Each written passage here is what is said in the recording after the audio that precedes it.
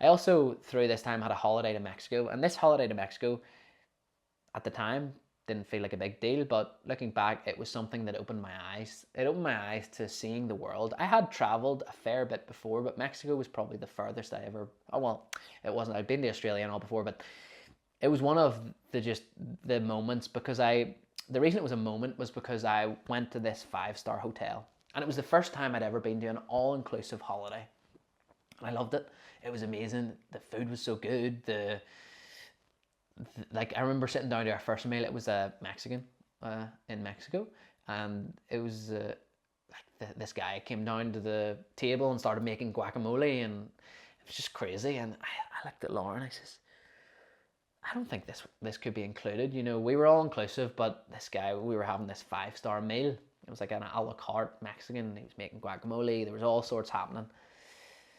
I can't remember his name, but I just remember his face, and I remember his effort that he put into what he was doing. So he was the server, but it was the best service that I'd ever had.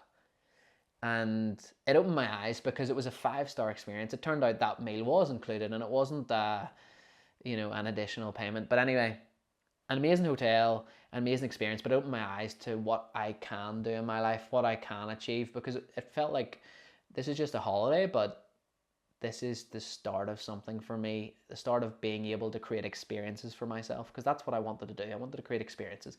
I've moved away from thinking that things are important and materialistic things, because they're no longer important to me. I no longer care about that. I used to care about it, but it was coming from the wrong place. And now I want to create experiences for myself, and that was the start of my eyes being open to what experiences I can create.